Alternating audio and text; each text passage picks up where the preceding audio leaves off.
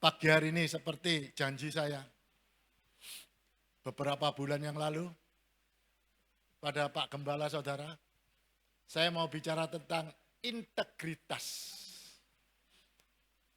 Integritas, saya percaya tidak banyak pembicara yang membicarakan tentang ini.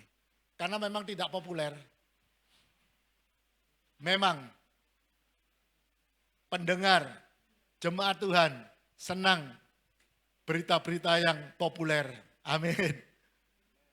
Kalau di sosmed pemberitaan populer Pak, wah yang nge-like, yang nge-view banyak sekali. Tetapi ketahuilah saudaraku, yang populer belum tentu menjadi berkat. Amin. Itu dapatnya cepat, senangnya cepat, lupanya cepat. Amin. Tapi suatu pelajaran, pembelajaran, rahasia firman, itu akan kekal dan menetap di hidup saudara. Setuju katakan amin. Saya bukan pemberita yang menggembirakan saja. Karena proses sejak 2018 Tuhan sendiri memproses saya. Karena apa? Saya juga pernah ngirim juga ke Pak Gembala. Jangan mengajari anak-anak untuk cepat menjadi kaya, banyak hartanya, kaya raya. Kan enggak enak toh. Tapi saya katakan, ajarilah, didiklah anak-anakmu untuk cinta pada Tuhan, mengasihi Tuhan, dan hormat pada Tuhan, mengutamakan Tuhan. Kenapa saya katakan itu? Karena berkat kekayaan yang melimpah itu sudah disediakan Tuhan bagi anak-anak saudara. Yang setuju katakan amin, itu sudah Tuhan sediakan. Tetapi iman itu datangnya dari orang tua. Amin. Lihatin. Saya tulis di surat Timotius. Rasul Paulus memuji Timotius. Aku lihat imanmu ada pada Lois, nenekmu. Juga pada ibumu Eunik. Dan aku percaya itu juga ada padamu. Yang mengerti katakan amin. Iman dari orang tua seperti lihat. Anak nomor berapa ini? Lupa saya. Nomor 2. Yang satu sana loh. Lihat. Kalau enggak imannya bapaknya boro-boro dia duduk sini. Kalau enggak bapaknya bagus, cuma mungkin gantengnya sama saya kalah dia.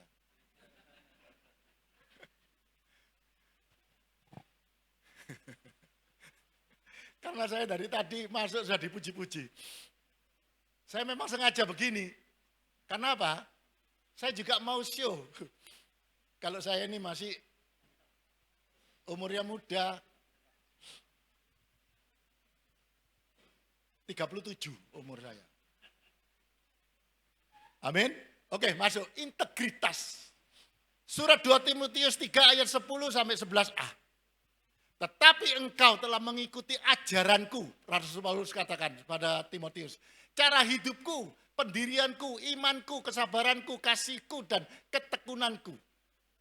Engkau telah ikut menderita penganiayaan dan sengsara seperti yang telah kuderita di Antioquia dan di Iconium dan di Listra. Amin. Firman ini menunjukkan pencerahan bahwa betapa tingginya integritas Rasul Paulus maupun Timotius kepada Tuhan. Lihat, Rasul Paulus nulis, kalau terpampang di sana, yang saudara paling gak senang tempatnya, adijasa. Lihat, kan mesti ada tulisannya. 2 Timotius apa Pak? Yang gak enak tuh. Telah mengakhiri pertandingan yang baik, telah memelihara iman. Itu di surat Timotius. Lihat. Terbukti bahwa Timotius itu punya integritas, pendirian, mempertahankan imannya. Itu yang harus saudara dan saya miliki. Saya berani ngomong, saya berani tanggung jawab. Nanti saya tunjukkan saudara. Saya bukan yang terbaik, tapi mau yang jadi baik. Amin. Integritas, jadi integritas seseorang itu akan dapat dibuktikan, dapat ditunjukkan saat orang itu mengalami apa? Kelimpahan. Kalau saudara mendapat kelimpahan, dapat berkat, kelihatan integritasnya. Apakah saudara berubah menjadi sombong atau menjadi tambah rendah hati? Kekurangan, saat kekurangan, wah itu yang paling bahaya. Saat saudara kurang, waduh wis, enggak peduli babah, wis masih aku disuruh apa yang mau. Seperti saya dulu. Saya dulu kurang, ya nyari uang sendiri dari kecil. Umur 12 saya sudah kerja. Bukan papa saya enggak punya duit, enggak. Papa saya kaya, papa saya terkenal. Tadi saya ngomong sama istri saya. Ini loh orang rumah ini loh. Lihat di Surabaya terkenal ini mafia ini. Dia backingnya kuat. Itu dari siapa? Dari papaku. Kalau papaku memakai power itu, papaku jadi orang terkenal, tapi papaku enggak mau. Saudara tahu kalau di Sungai Kalimas, di depan rumah saya itu, dari Kalimas ke Undaan itu, ya tahu Pasar Atum kan ada sungai itu. Siapa bisa mengatur ada perahu boat dari Tanjung Perak masuk ke Jalan Undaan sana. Itu jasanya papaku. Kepada orang itu, dia bisa dari sana masuk ke sana. Jadi, waktu dalam penderitaan, integritasnya kelihatan. Penganiayaan, kesengsaraan. Saat alami itu, apakah seseorang itu bisa mempertahankan integritasnya atau pendiriannya? Suatu pertanyaan sekarang. Apakah integritas yang tinggi itu sangat penting? Saya jawab, integritas yang tinggi itu sangat penting. Yang setuju katakan amin. Punya integritas itu penting. Tapi janganlah kaku atau keras. Tapi lemah lembut, memakai hikmat. Nah saya kaku. Saya kaku. Saya tekan terus. Jangan kaku-kaku. Saya sekarang pakai hikmat. Saya selalu sekarang pakai hikmat. Dengan hikmat menjadi lemah, lembut. Amin. Mengapa penting? Alasannya apa? Karena kita tidak mudah pelin-pelan. Kalau punya integritas, itu enggak pelin-pelan orangnya. Tegas gitu. Kata-katanya, keputusannya, itu kalau orang Jawa ngomong keputusannya. Teguh. Ya katakan ya, tidak katakan ya, tidak. Itu yang Yesus inginkan, firman Tuhan katakan. Ya katakan ya, tidak katakan tidak. Lebih daripada itu adalah berdosa. Bukan bersikap suam-suam kuku. Hari ini gini, besok ini, pagi gini, siang ini, sore gini. Itu apa? Kalau kitab Wahyu katakan apa? Dimuntahkan. Dimuntahkan, tidak mau Tuhan. Hasil daripada integritas yang tinggi, ada hasilnya juga. Kita berperilaku tegas, namun tidak otoriter. Tidak menjadi orang yang berlaku munafik, tetapi adil. Tidak munafik orang integritas tinggi. Lihat Pak Gembala, punya integritas. Dia nggak cocok, dia minggir. Dia nggak mau munafik. Seperti jilat-jilat. Akhirnya lihat hasilnya. Hasilnya bagus sekali. Saya tadi puji loh, Pak, tadi masuk kok enggak akeh orang. Sekarang kok jadi penuh. Wah, puji Tuhan, Pak. Saya timpalin. Tambah kursi, Pak, besok. Tambah kursi, nanti kan penuh terus. Amin, saudara. Amin. Haleluya. Saya ngomong, ada alasannya.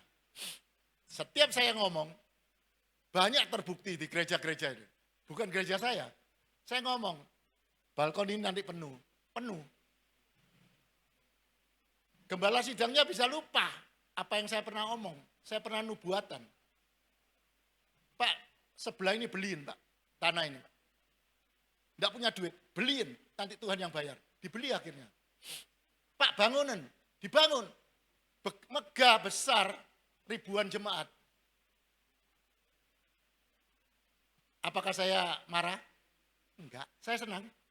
Meskipun saya tidak pernah nginjak sana lagi. Enggak pernah diajak sana lagi setelah dibangun. Mungkin lupa.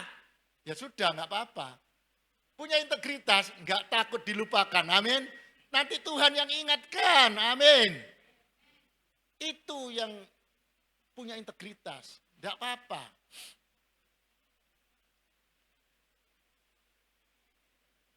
Ada lagi enggak terpengaruh lingkungan sekelilingnya? Karena teguh. Saat melayani juga. Kalau punya integritas, lihat. Semua duduk loh, lihat. Dia diam, duduk, main-main. Integritas. Lebih-lebih sikap ini. Kalau saudara punya integritas, nah ini. Dicek saja. Saudara tidak akan pernah lupa kepada orang yang pernah menolong Anda. Gak pernah lupa. Orang yang pernah menolong Anda. Seberapa banyak orang-orang, lihat. Ditolong, dinubuatkan gini, lupa. Tapi saya nggak pernah lupa apa yang saya pernah tolong. Saya nggak pernah mengingat-ingat apa yang pernah saya lakukan. Saudara tolong orang itu, nggak perlu diingat-ingat. Kalau saudara ditolong, ingat selalu. Dia pernah menolong saya. Itu namanya apa? Kalau bahasa populernya, kacang tidak lupa dengan lanjarannya. Kalau orang Chinese katakan, Wang En Fui. 4 kata saja, Wang En Fui. Tidak pernah lupa dengan orang yang pernah menolong. Saya nggak pernah lupa orang yang pernah menolong saya. Nggak akan lupa. Tapi saya menolong orang nggak pernah saya. Saya tadi bicara karena apa? Saya mau buktikan bahwa saya bernubuat karena saya berbicara di hadapan Tuhan, demikian juga saudara berbicara di hadapan Tuhan, itu akan dijadikan oleh Tuhan. Itu Bilangan 14. Amin. Saudara ngomong, jadi loh, hati-hati. Jadi betul. Jadi, saudara bisa berikrar, sekali percaya Yesus, sampai mati percaya pada Yesus. Mari beri kemuliaan bagi Tuhan. Amin. Selama-lamanya tetap percaya Yesus. Iman tidak akan gugur. Seperti Timotius tulis. Para Rasul Paulus pada Timotius. Telah mengakhiri pertandingan. Memelihara iman. Sehingga jalan hidup kita menjadi ulet. Tidak mudah menyerah. Lebih-lebih lagi kita tidak dapat dijadikan apa? Badut. Di kehidupan ini. Saudara bisa jadikan badut. Arah jalan kita tidak mudah dikendalikan orang. Kalau saudara punya integritas, Pak Gembala punya integritas, tidak bisa dipengaruhi, ya sudah. Saya tinggalkan tempat ini. Tuhan kasih lahan baru. Ternyata lihat, bagus sekali. Amin. Digembalakan dengan bagus. Dan Tuhan akan selalu menaunginya. Amin. Ini sudah kenal saya 27 loh Pak. 27 tahun loh Pak. Kita nggak berubah Pak ya. Tetap ganteng ya. Haleluya. Saya dulu gini ya, sekarang gini loh. 27 tahun loh. Bayangkan umurnya 37. Cuma dibalik. Berintegritas itu juga mengandung resiko. Nah ini resikonya. Kok enak, integritas tinggi Pak, pasti enak. Resikonya ada. Yang pertama resikonya apa? Saudara pasti gak disenangi orang. Gak disenangin. Sebab tidak mudah dipengaruhi. Saya gak disenengin orang. Tapi di belakang orang itu ngomong, orang ini gini. Saya berkali-kali ngomong. Berkali-kali ngomong. Dia ngomong, kamu gini ya, gini-gini. Loh enggak loh Pak. Saya sekarang enggak ikut itu loh Pak. Enggak gini-gini. Saya, loh Pak, berdiri sendiri Pak. Enggak ikut loh. Saya bukan anak buahnya ini, anak buahnya itu loh. Tapi mereka enggak percaya. Karena mereka tahu, saya punya integritas. Saya punya loyalitas. Mereka tetap menganggap saya itu anak buahnya ini. Karena kamu enggak bisa meninggalkan dia. Karena jiwamu begitu. Loh kok, ya apa ya? Saya ngomong salah. Mereka enggak seneng, karena enggak seneng orang itu. Makanya mereka ngomong sama saya, kamu itu anak buahnya itu. Kamu orangnya itu. Loh enggak loh, aku enggak loh. Saya enggak pernah loh. Saya sudah lepas. Saya sekarang independen. Anaknya Yesus saja. Enggak perlu anak buahnya siapa. Karena pendirian teguh, tak tergoyahkan. Saudara enggak disenengin. Tidak mudah dipelencengkan keyakinan dan pengajarannya. Nah ini pernah saya, Pak tak undang. Saya ngomong dong, belum. Pak tolong koreksi. Koreksiin Pak. Kalau ada salah. Tidak ada salah. Tidak ada salah. Tapi saya mau diseret, masuk di jaringan mereka. Mereka itu doktor, MTH, macam-macam. Aku ini tukang kayu. Memang sekolahnya arsitek. Saya enggak mau. Karena apa? Saya tahu. Pengajaran mereka dengan saya enggak sama. Karena saya punya prinsip. Saya berani tanya sama dia. Saya tanya, kamu itu anaknya siapa? Loh anaknya papaku. Enggak, bapak di atas segala bapak. Pasti ngomong apa saudara? Pak Sudarno apa? Pak Sudarno anaknya siapa? Yesus loh. Iya toh? Kalau anaknya Yesus, pengajarannya seperti ini. Yang saya ajarkan sekarang ini. Karena ada ciri-cirinya. Kalau kamu anaknya siapa? Bukan Yesus. Saudara tahu sekarang pagi hari ini. Perbedaannya anaknya Yesus dengan anaknya Musa. Amin. Kalau saudara masih celekutuk terus di sini, perjanjian lama, Musa, hukum Taurat. Saudara bukan anaknya Yesus di sini. Amin. Mengerti? Saya di gereja-gereja di masa saya memberitakan firman. Kalau Musa, contohnya gampang. Di sosmed juga ada. Lucu saya. Yesus Tuhan. Tuhan kan Yesus Tuhan. Itu dari dulu sekarang sampai selama-lamanya tetap sama. Amin. Amin loh. Ya betul memang. Makanya di firman perjanjian lama ada, kamu jangan menyakiti hati Tuhan loh. Nanti Tuhan murka kepadamu loh. Betul enggak? Betul loh. Lah itu diberitakan. Parah sekali. Tuhan masih murka padamu. Kamu menyakiti hati Tuhan, Tuhan akan marah. Itu Musa. Saudara tahu? Itu Musa. Jangan diturutin. Kalau di Yesus ini, dia datang untuk menegakkan, menggenapi semua hukum Taurat menjadi perjanjian baru, yaitu anugerah. Yesus tidak akan marah lagi. Amin. Amin. Tolong tunjukkan saya, Yesus pernah marah. HP saya yang jadul tak kasih, no, enggak apa-apa. Ayo siapa tahu? Angkat tangan. Saya tahu sebelum Pak ngomong. Di bait suci toh, bait Allah toh. Keliru Pak, sampean Pak. Yesus enggak marah Pak itu Pak. Alkitab perjanjian bahasa Indonesia itu sangat cetek. Tahu itu satu. Wah tambah waktu nih Pak ya. Yesus jungkil balik no lapak-lapak itu. Tahu saudara? Lapak-lapak itu loh. Kenapa kok dijungkil balik no? Di catatan orang-orang teologi ya, kuno-kuno dari Yahudi itu. Tahu, lapak itu dibalik. Kenapa kok gak disemburatno barang-barangnya? Kok lapaknya dibalik, jongkel balik? Karena apa? Di bawah lapaknya itu ada tulisannya. Imam Suherno, Imam Nathanael. Itu nyewa, Pak. Itu nyewa. Imam-imam orang Farisi. Makanya itu kan dijulke balik no cek ketok. Iki lho, iki gotek sopo. Yang benar itu indignan, bencekno. Iki rumahku kok digawe jodolan. Saudara, rumah apa ada pagernya? Ada no? Ya boleh tak centeli baju-baju no pager Pak. Sayur-sayur. Ayo. Mbok usir toh Pak. Gak usah ngamuk. Pagerku kok digawe ngene.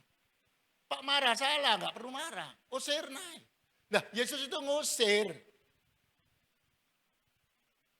Saya sudah kelima ini di gereja, aku tanya, ya itu maunya ngomong di bait suci itu. Yesus marah. Terus ada lagi, Yesus marah sama murid-murid, anak kecil itu. Itu di Inggrisnya itu indignan, bencekno kan. Aku seneng anak kecil, udah mau usir. Nah, amin. Oke, ngerti ya? Nah, karena tidak mudah dipelencengkan. Karena saya ditarik ke tempat mereka supaya ngikutin arusnya mereka di sini. Karena mereka memberitakan ini. Saya cek, oh enggak mau saya di sini kok. Rugi saya, mulai 2018 sampai sekarang. Yang Yesus menampakkan diri pada saya kedua kalinya. Waktu COVID, Yesus berdiri di depan saya. Kedua kali, saya tobat, ketemu Yesus. Kedua kali, saya waktu ngetik ini. Jadi, orang berintegritas tinggi, tidak bisa mendapat banyak teman. Pendirian tetap, tidak berubah-ubah, mudah dibelok-belokkan pendiriannya. Sehingga jalan hidup mudah, orang yang tidak punya integritas, hidupnya mudah dikendalikan. Diarah-arahkan orang sekitar. Karena orang senang kalau saudara pelin-plan. Itu dipakai tuh orang-orang itu nanti digunakan. Bahkan lebih lagi tingkah laku. Nah, tingkah lakunya bisa ikut. Saya banyak keliling di gereja-gereja melayani. Saya pernah diundang, datang saja. Saya lihat penyambutannya, cara asernya bawa orang. Saya tahu, ini gai-gai orang. Ini digai-gai. Ini dibuat-buat, enggak semudah hati. Kelihatan, saudara. Ketulusannya kelihatan, integritasnya kelihatan.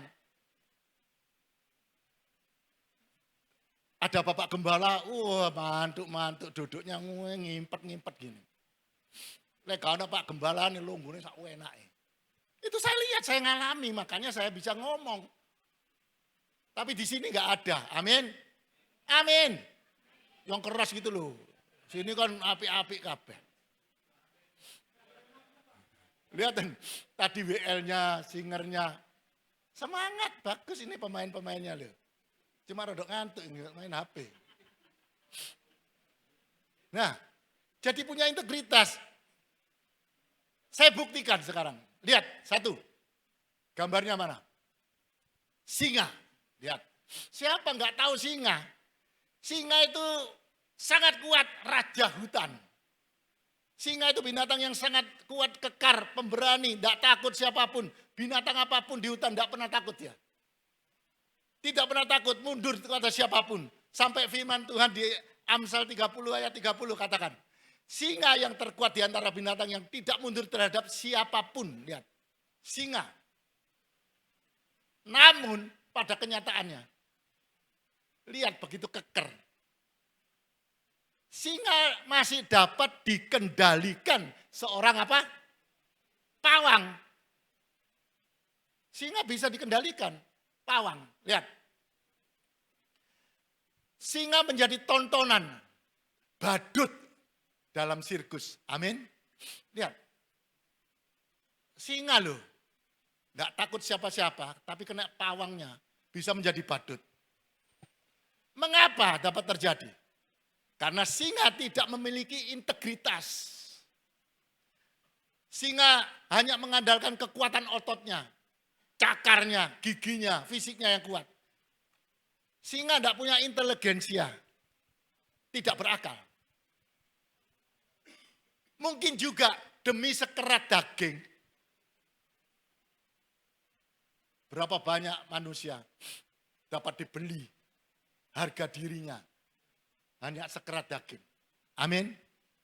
Yudas lihat, karena duit mengkhianati Yesus. Petrus soalnya takut, wedi. Bahasa Jermannya wedi. Wedi dipukulin orang, mengkhianati Yesus. Lihat, menyangkal Yesus. Tapi puji Tuhan, setelah itu dia setelah berjumpa tahu kalau Yesus adalah segala-galanya. Akhirnya dia berhasil. Singa dengan mudah dapat dikendalikan. Akhirnya jadi badut. Lihat, ini badut. Di sirkus. Tapi tayangan berikutnya lihat. Ini lihat. Ini apa ini? Serigala. Serigala lihat kecil. Badannya kecil. Nggak sebanding dengan singa. Memang. Serigala itu badannya kecil. Kekuatannya kalah sama singa. Namun kita tidak pernah lihat serigala dapat dikendalikan oleh seorang pawang. Nggak ada loh. Serigala nggak bisa dikendalikan. Binatang satu-satunya ini nggak bisa. Anak cucunya mungkin buyutnya bisa, yaitu anjing atau header. Tapi dia sendiri nggak bisa. Kita nggak pernah melihat serigala dipertontonkan sebagai badut di arena sirkus. Oh Pak, mungkin nggak cocok Pak, kurang ganas. Saya nggak ngomong ganas gak ganasnya, sama-sama ganas. Saudara lihat di tayangan TV, kalau serigala gigit itu, dicabik-cabik. Sama ganasnya. Mengapa serigala nggak bisa? Karena serigala mempunyai integritas, tidak mudah dikendalikan. Serigala punya intelijensia dan akal. Lihatlah, serigala kalau mundur, kelihatannya takut sama singa. Namun itu strategi. Nanti dia balik, bawa banyak rombongan. Nanti dikeroyok itu. Singa aja dikeroyok kan. Singa aja dikeroyok sama dia. Dimangsa.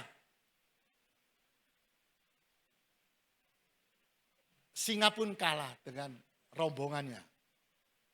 Seperti firman katakan, belalang tidak mempunyai raja, tapi memerintah atas mereka. Namun dia bisa berbaris dengan teratur. Itulah kekompakan. Mengerti katakan? Amin. Karena integritas. Sekarang apa makna integritas bagi kita orang percaya saat ini? Apa tanda-tandanya? Resikonya. Punya integritas itu. Yang pertama, mengucapkan dan lakukan. Markus 2 ayat 17. Yesus mendengarnya dan berkata kepada mereka, bukan orang sehat yang memerlukan tabib, tetapi orang sakit. Aku datang bukan untuk memanggil orang benar, melainkan orang berdosa. Yesus katakan itu. Yesus katakan ini. Lihat kenyataannya. Dia mengucapkan dan melakukan semua yang Yesus katakan tadi. Sehingga resikonya apa? Yesus dijuluki sahabat orang berdosa. Yesus. Sahabat pemungut cukai. Matius 11. Dan Yesus mencurahkan anugerah pengampunan pada wanita yang berzina di Yohanes 8. Lihat, di sini kamu kalau salah dihukum. Berzina dilempar batu, dirajam batu. Tapi di sini anugerah Yesus tidak ada yang melempar batu sama kamu. Tidak ada. Aku pun tidak menghukummu. Pergilah. Dan tidak. Jangan ngomong jangan ya. Saya betulkan Alkitab. Dan tidak berbuat dosa. Di Inggrisnya apa? Live it. Sin no more. Tidak berbuat dosa lagi. Bukan jangan. Yesus tidak pernah ngelarang. Dan tidak. Titik. Tidak itu putus. Yesus datang menolong siapapun tanpa kecuali. Yesus tidak legalitas. Dia itu kasih. Orang sakit dijamahnya dan penjamahnya. Bahkan orang sakit pendarahan pun boleh menjamah dia. Orang mati pun dijamah. Waktu itu enggak boleh. Zamannya Yesus enggak boleh. Tapi dia jamah. Dan dihidupkan. Amin. Namun, dalam berkata kebenaran ini, nah saya juga perlu belajar. Makanya saya katakan ini supaya saya bisa lakukan ini. Kasih, dengan kasih yang lemah lembut. Mungkin lemah lembutnya saya kurang. Saya orangnya keras, kalau berkata-kata keras. Tidak kasar. Nah saya enggak kasar sekarang. Cuma keras. Benar di atas kebenaran, salah di atas kesalahan. Bersikap tidak arogan, membentak-bentak, apalagi mengintimidasi dan bersikap kaku dan keras. Belajar seperti Yesus di kisah wanita pendarahan. Lihat, di Yohanes 8 ayat 7.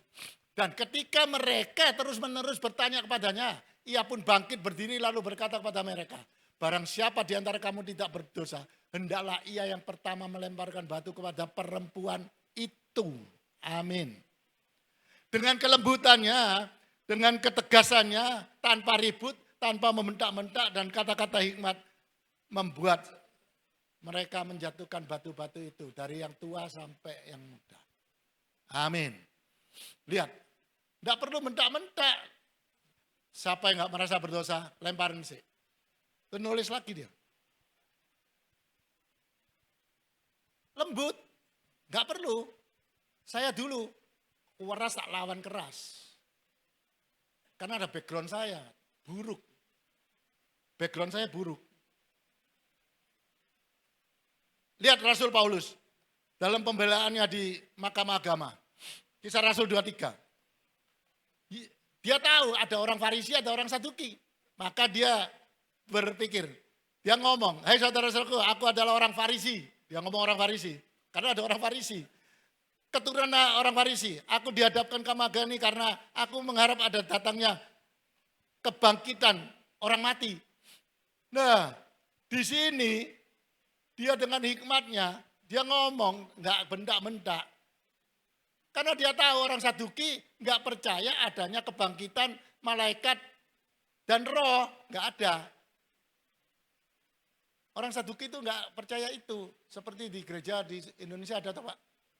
Saya nggak mau sebut namanya. Ada toh. Nggak percaya Roh Kudus, nggak pernah ini.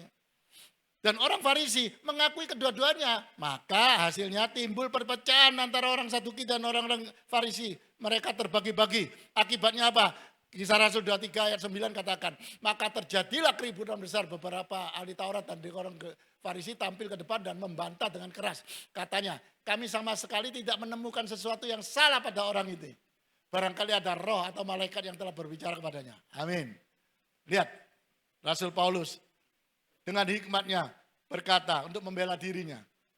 Tanpa adanya kata-kata kasar, teriak-teriak maupun emosional. Enggak. Itu yang perlu saudara dan saya pelajari. Mensimak diri. Inilah bukti Yesus katakan dan ucapkan.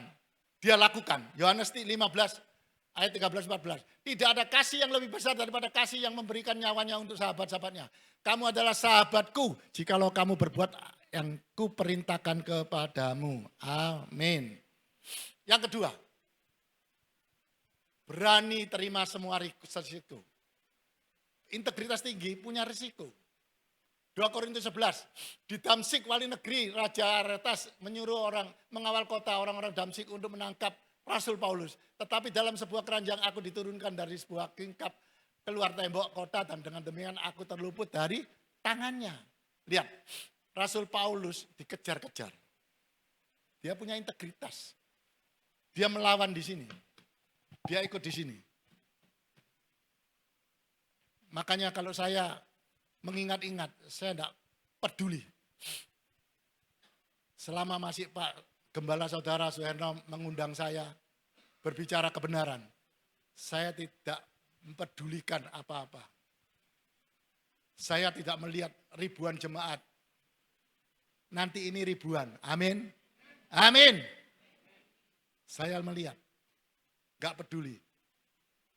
Lebih baik 10 orang yang mendengar tapi percaya daripada 1.000 orang yang percaya cuma satu. Itu pandangan saya.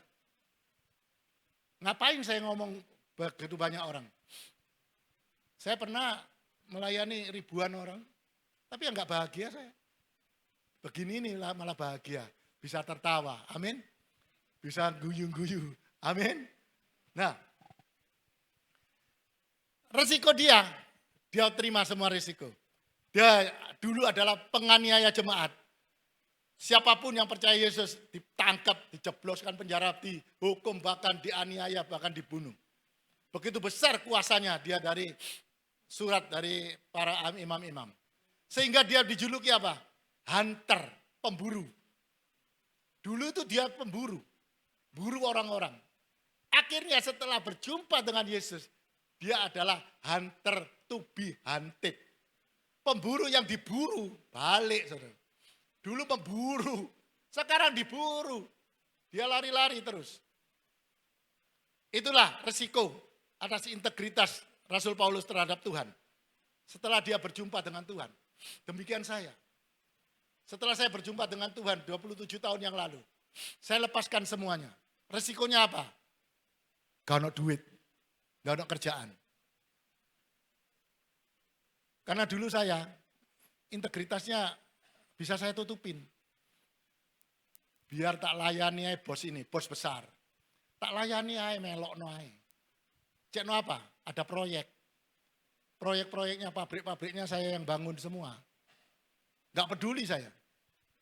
Artinya menggadaikan, itu bahasa populernya itu menggadaikan. Menggadaikan harga diri. Padahal saya gak mau juga sebetulnya. Tapi dalam hati kecil saya juga mau. Makanya saya ada satu. Selain dari istri di rumah, saya ada satu. Wewe Gombel. Nah terus saya menggadaikan. Bos saya tak kenalkan saudaranya. Sama-sama punya wewe Gombel. Supaya sama-sama kalau jalan pergi sama-sama. Nah saya kan merusak. Kan enggak benar toh. Merusak suami orang. Dulu istri-istri teman saya paling nggak seneng kalau suaminya ikut saya. Ada saya datang itu mikir, aduh, kalau bahasa populernya bojoku katanya dijak dolan sampai iki rusak. Tapi sekarang kalau saya datang, nah dulu saya pemburu orang-orang itu, dicap jelek. Sekarang bisik-bisik, oh, suamiku jak nopo, kayak kamu gitu loh. Kamu itu berubah jadi orang yang baru. Tidak seperti dulu. Loh, sekarang aku disuruh ngajak suaminya. Itulah kemuliaan Tuhan. Amin. Berubah.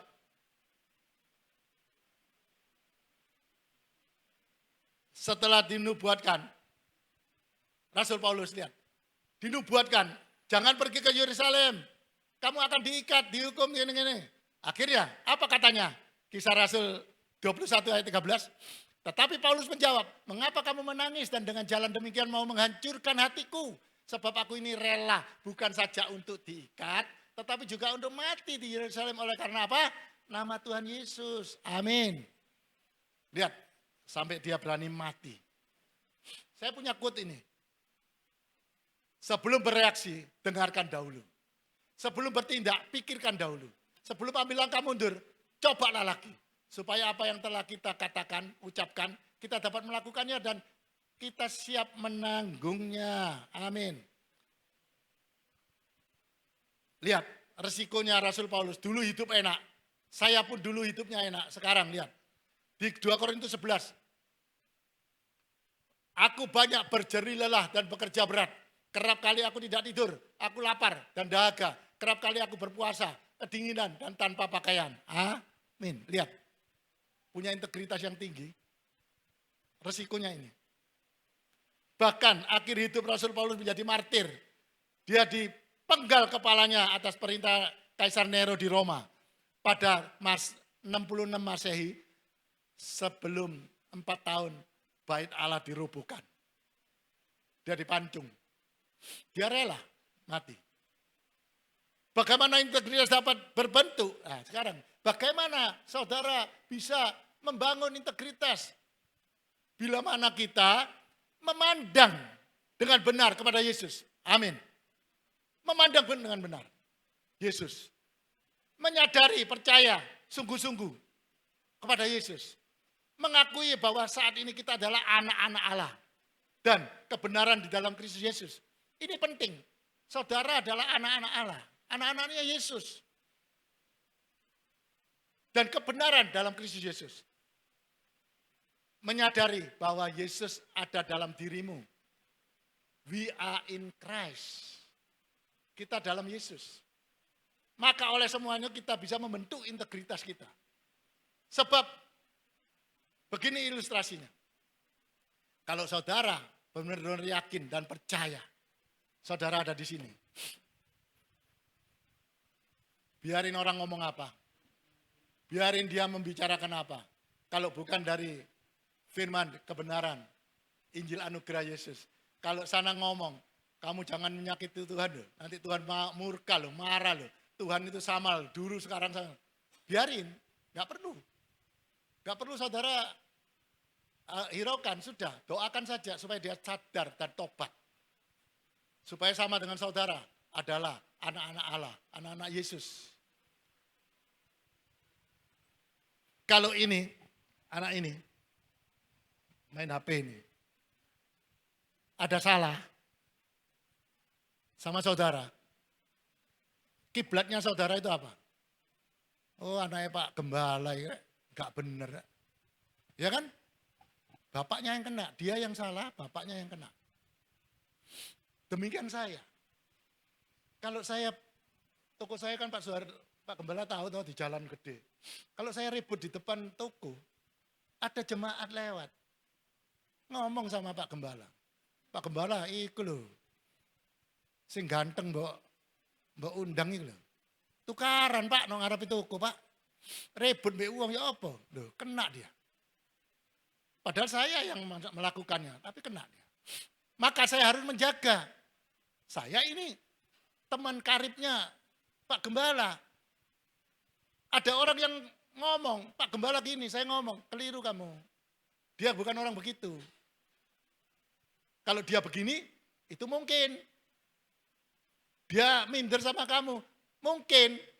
Karena jemaatmu ribuan, dia enggak. Tapi ingat loh, nanti kamu dulu seperti dia, sekarang dia bisa seperti kamu loh. Jemaatnya banyak loh. Jadi, itu ilustrasinya. Mengapa? Kalau saudara berbuat salah, Yesus yang dipersalahkan. Galatia 2:20 katakan, namun aku hidup, tetapi bukan lagi aku sendiri yang hidup, melainkan Kristus yang hidup dalam aku. Dan hidupku yang kuhidupi sekarang ini dalam daging adalah hidup oleh iman dalam anak Allah yang mengasihi aku dan menyerahkan dirinya untuk aku. Amin. Lihat, saudara itu ada tuh Yesus dalam diri saudara. Semestinya saudara bisa percaya kalau saudara in Christ, dalam Tuhan. Kalau masih di sini, bukan anaknya Yesus, oke silakan. Kalau saudara di sini, nah besok hari Jumat, saudara renungkan makna yang disampaikan Pak Gembala besok di Jumat Agung. Itu, mengapa itu terjadi? Terus Minggu Kebangkitan, mengapa itu harus terjadi? Itu saudara harus ingat. Bukan Natalan saja diingat. Ini diingat. Ngapain? Dia mati bagi saudara. Supaya menegakkan perjanjian baru. Dan dia telah menggenapi dan meniadakan. Minggu kemarin saya bicara tentang yang lama versus yang baru. Nanti ada kesempatan saya akan sharing di sini. Yang lama dan yang baru. Supaya saudara lebih mengerti. Tidak gampang. Jadi tahu, oh iya ya. Mereka sadar, lebih sadar. Lihat, Petrus dulu ngomong-ngomong. Setelah ngerti, oh Yesus itu gitu. Dia itu gini. Akhirnya apa? Petrus pun mati, jadi martir. Di Roma pada abad ke-67. Bahkan salibnya dia kepala di bawah, kakinya di atas. Dia enggak mau seperti Yesus, enggak layak.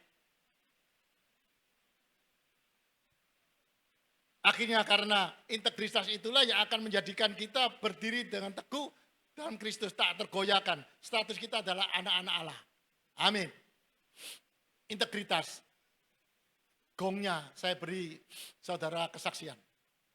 Kesaksian hidup. Yang saya alami. Saya percaya nanti saudara pasti ngomongnya sama dengan orang-orang yang saya ceritain. Pada bulan Juli tahun 2024. Juli 2024. Waktu pagi, enak-enak saya kerja. Saya kan pergi olahraga atau kerja. Jadi nukang saya. Bikin kursi, bikin meja. Kan bisa dijual. Barang-barang saya banyak ya kayu-kayunya. Saya punya mesin kerja. Kedatangan 2 warga negara Chinese. Orang Cina. 2 orang. Lebih muda dari saya. Pertama dia datang mau beli apa? Kawat bendrat, bahan bangunan. Itu mungkin strateginya dia. Tanya. Komunikasi mulai enak. Saya bahasa ngocak. Ngocak Mandarinnya ya enak toh. Enak, ngomong-ngomongnya enak. Begitu sudah komunikasi lancar, ada setengah jam.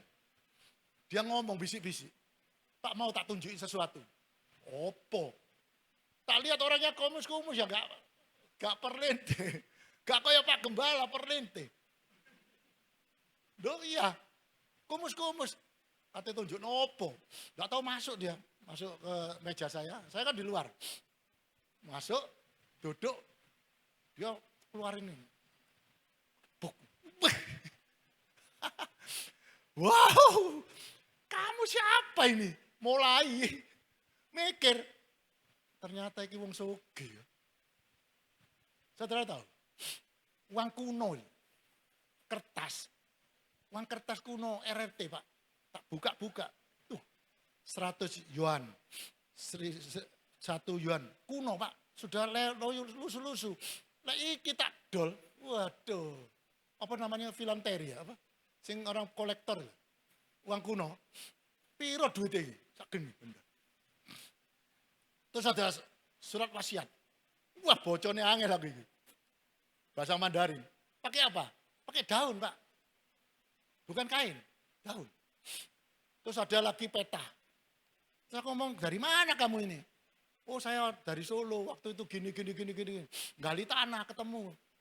Ini ada lagi, Pak. Diangkat.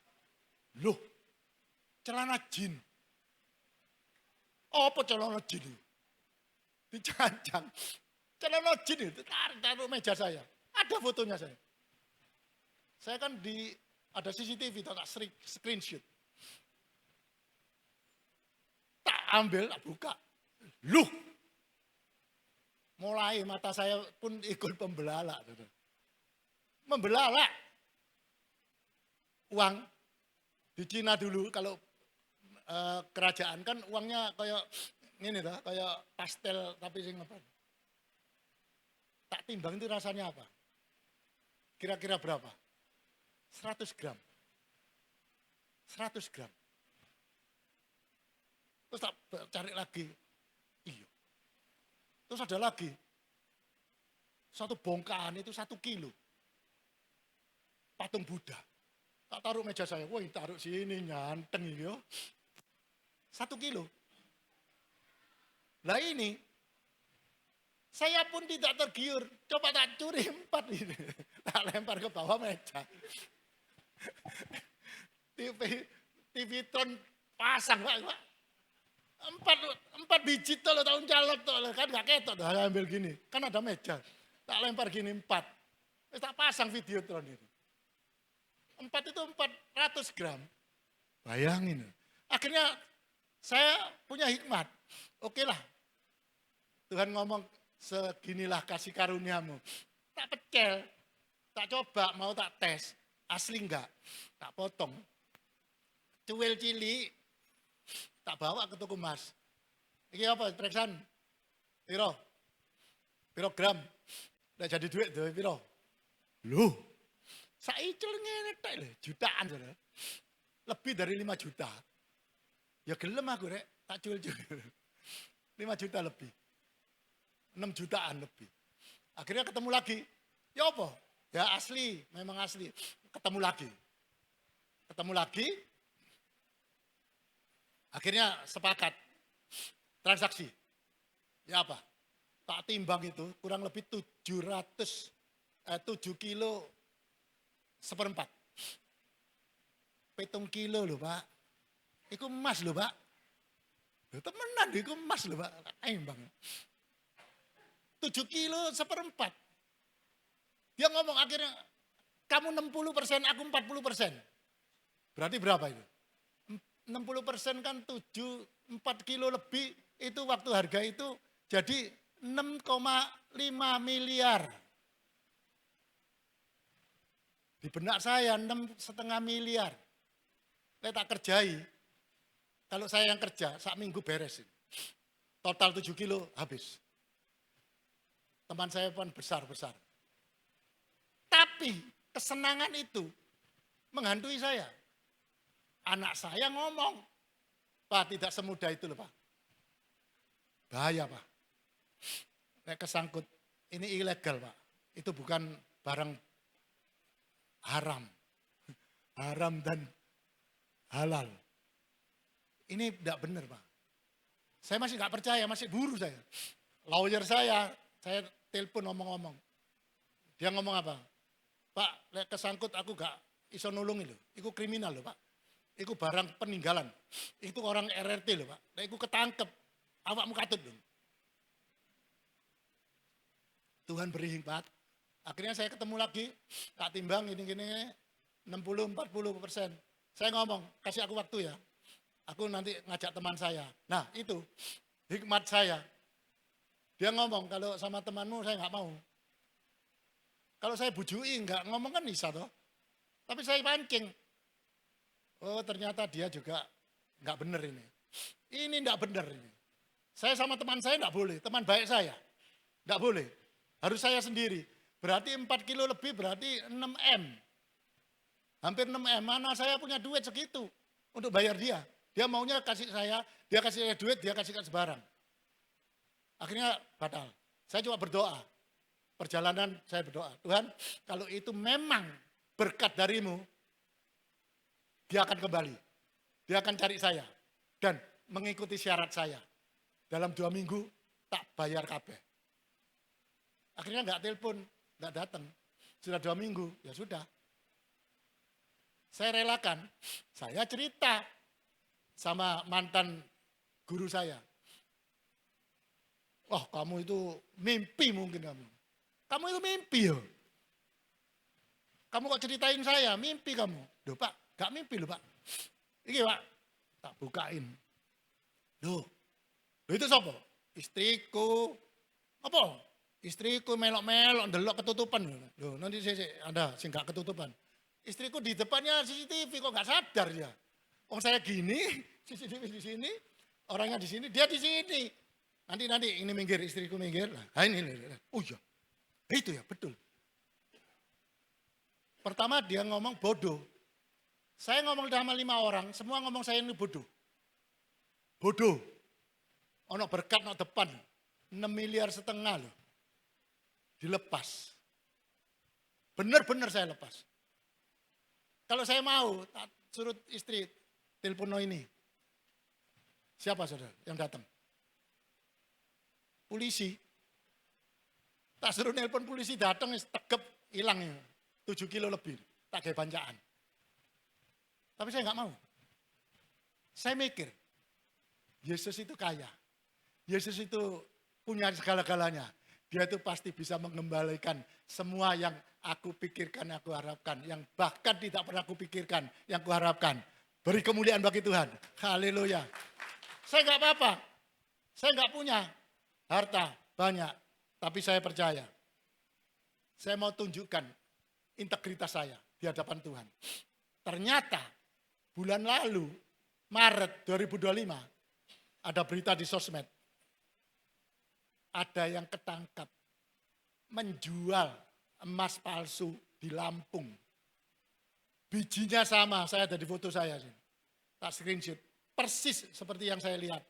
Tapi orangnya, dia kan ngomong 3 orang. 2 ketemu saya, 1 enggak ketemu. Ya itu mungkin. Ternyata itu buronan. Dia mau menjual 59 biji. Mungkin yang satu sudah tak potong. Jadi satunya itu. Jadi bijinya kan 59 biji. Mereka ngomongnya asli tapi itu palsu. Ditangkap polisi. Lihat. 1 Korintus 1 ayat 25 katakan. Sebab yang bodoh dari Allah lebih besar hikmatnya daripada manusia. Dan yang lemah dari Allah lebih kuat daripada manusia. Itu yang saya pegang. Biar orang-orang ngomong saya bodoh. Saya bodoh di hadapan Allah. Enggak apa-apa. Saya tetap terpelihara. Meskipun saya butuh uang itu. Bisa saya pakai sembarangan untuk kemuliaan Tuhan di gereja atau di mana. Tapi saya enggak mau, itu uang tidak benar. Amin. Itu emas ilegal. Kalau saya tersangkut hukum, bagaimana? Akhirnya, demikian apa yang telah Yesus teladani bagi kita orang percaya saat ini. Yesus berani mengucapkan dan melakukannya. Yesus berani menerima semua risiko atas apa yang terjadi. Saya pun, Rasul Paulus, menanggung risiko apapun yang terjadi. Tapi saya percaya akhirnya seperti Pak Gembala ambil risiko. Akhirnya jadi. Amin. Dan bersama Yesus semuanya pasti baik. Ayat yang terakhir, Yohanes 19. Dan di situ ini Yesus, di situ Yesus disalibkan mereka dan bersama-sama dengan dia disalibkan juga 2 orang lain sebelah menyembah. Yesus di tengah-tengah. Amin. Itu integritas yang Yesus tunjukkan pada saudara dan saya pagi hari ini. Bagaimana dengan saudara? Apakah saudara bisa punya integritas itu? Apa takut diomong orang itu bodoh? Tidak apa-apa, bodoh bagi dunia tapi tidak bagi Allah. Tuhan memberkati. Mari kita berdoa. Haleluya. Terima kasih Tuhan buat berkat firman-Mu. Sempurnakan firman-Mu. Teguhkan firman-Mu pada setiap jemaat-Mu pagi hari ini. Dengan tanda-tanda ajaib. Mereka bisa diubahkan dan memiliki integritas yang tinggi terhadap Engkau. Sekali Yesus, selama-selamanya Yesus. Sekali menjadi anak Yesus, benar-benar menjadi anak-anak Yesus. Terima kasih Bapa. Terima kasih. Terpujilah nama-Mu. Segala puji, syukur, hormat, kemuliaan hanya bagi-Mu. Dalam nama Tuhan Yesus. Sama-sama katakan, amin.